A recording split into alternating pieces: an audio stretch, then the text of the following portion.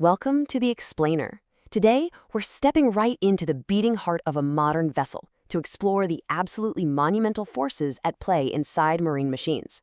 If you've ever wondered how these massive ships relentlessly push through the oceans day after day, well, it all comes down to mastering some of the most violent physics on Earth.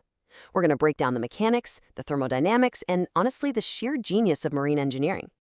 All right, let's kick things off with a number that should literally stop you in your tracks. 200.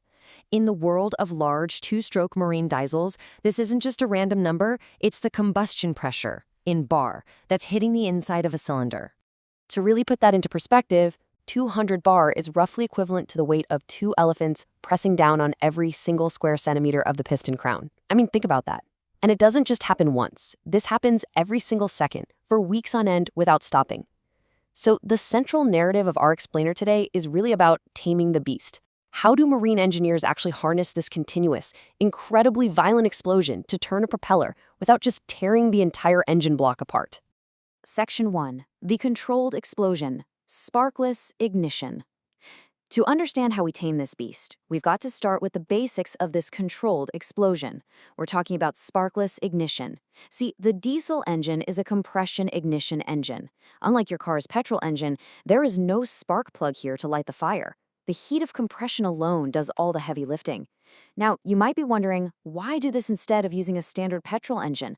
Well, diesel's compression ignition cycle is way more thermally efficient, and marine diesel fuel is significantly cheaper and much safer to store in bulk on a ship. Let's look at the basic four-stroke cycle conceptually. It's a pretty brilliant sequence: suction, compression, power, and exhaust. In plain language, air gets pulled into the cylinder. Then it's squeezed incredibly tight until it becomes blisteringly hot. At the exact right millisecond, fuel is sprayed into that searing heat and it self-ignites. Bam! The resulting explosion shoves the piston down. That's your power stroke. And finally, the waste gas is pushed out so the whole cycle can start again. In a standard four-stroke engine, this entire sequence takes 2 full revolutions of the crankshaft. Now compare that to the absolute brilliance of the two-stroke cycle. While the four-stroke needs 2 revolutions to get the job done, the two-stroke completes all of these actions in just a single revolution. Scavenged air is pushed in, and burnt gas is pushed out almost simultaneously near the bottom of the stroke. Then compression and power happen in that exact same revolution. Functionally, the two-stroke is firing twice as often. This generates immense continuous power that is absolutely perfect for turning a massive ship's propeller, and it does it without even needing a gearbox. But for that single revolution to actually work efficiently, the engine has to breathe perfectly. Enter uniflow scavenging. The absolute crucial point here is that fresh air and exhaust gas cannot cross paths. With uniflow scavenging, incoming pressurized air enters through ports low down in the cylinder liner. The burnt exhaust gas, that's forced out through a large poppet valve situated at the very top in the cylinder head. So the flow moves strictly in one direction, upwards. This efficiently clears out the lungs of the two-stroke engine without mixing that nice fresh charge with the dirty exhaust. Next up, packing in the air, forced induction. Of course, simply opening some ports isn't going to give us the massive power outputs we need. We have to literally force the engine to breathe under immense pressure, a process known as forced induction. This single innovation is a real game changer. It fundamentally shrinks the engine's physical footprint while massively multiplying its power. Think of natural aspiration, a standard engine just breathing normal atmospheric air, like slowly cranking a hand bicycle pump. I mean, it works, but it's pretty limited. Turbocharging, on the other hand, it's like someone standing right behind you aiming a high-powered leaf blower directly into your mouth. You pack in so much more air per breath, which means you can burn far more fuel per stroke. Turbochargers are just an absolute masterpiece of recycling. They are driven purely by exhaust gas energy that would otherwise just blow right out the funnel and be completely wasted. This hat exhaust spins a turbine, which in turn spins a compressor, packing incredibly dense air right into the scavenged space. And I cannot stress this enough. Turbochargers aren't just some optional extra. They are exactly what makes today's incredibly powerful, yet relatively compact, marine engines possible. Without them, these engines would have to be massively larger to achieve the exact same output. Moving on to feeding the fire, precision fuel injection.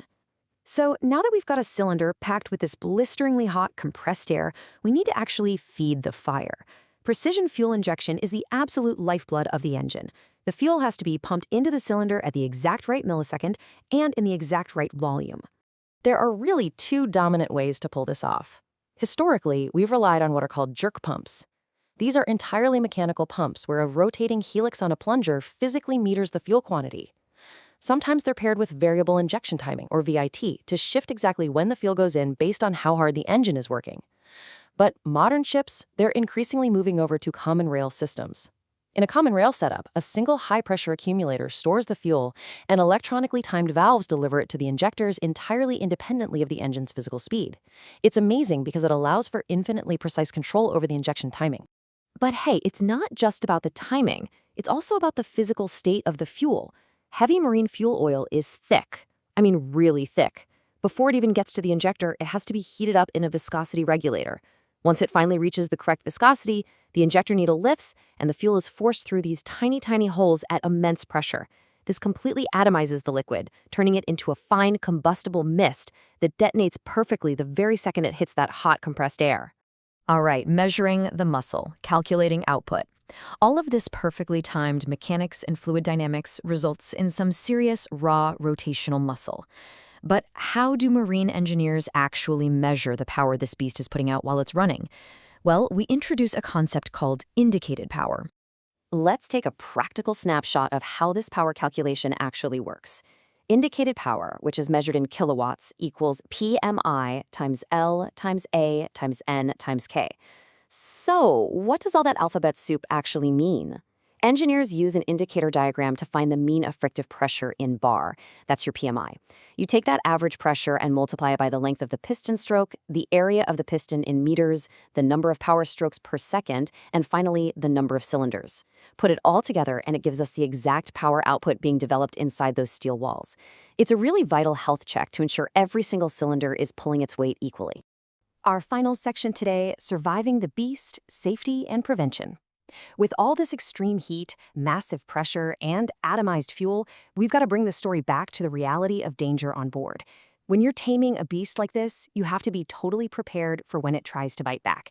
And one of the most terrifying hazards down in the engine room is the crankcase explosion.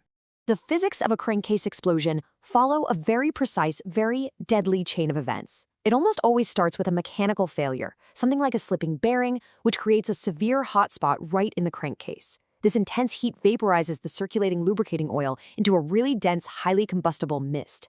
And then, all it takes is a tiny disturbance or a single spark to trigger a catastrophic ignition. To prevent this from ever happening, every large engine is fitted with highly sensitive oil mist detectors that are constantly sampling the air, along with explosion relief valves on the crankcase doors that are specifically designed to vent a blast safely. But honestly, the absolute most important safety mechanism is human behavior.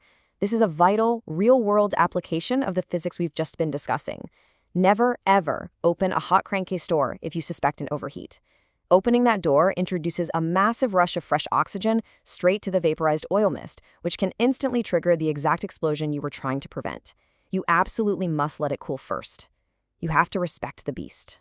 So, we've seen how the diesel engine uses controlled, incredibly violent explosions and massive pistons to generate its power. It's an absolute engineering marvel that drives the vast majority of the global fleet. But it does leave us with a really fascinating engineering challenge. What if you need immense, continuous power to drive a ship the size of a small country, but you absolutely cannot tolerate the heavy vibration of reciprocating pistons? How do you get massive power with zero pistons? We'll keep that provocative thought in mind because that is exactly the vibration-free world of the steam turbine we're going to explore in our next explainer.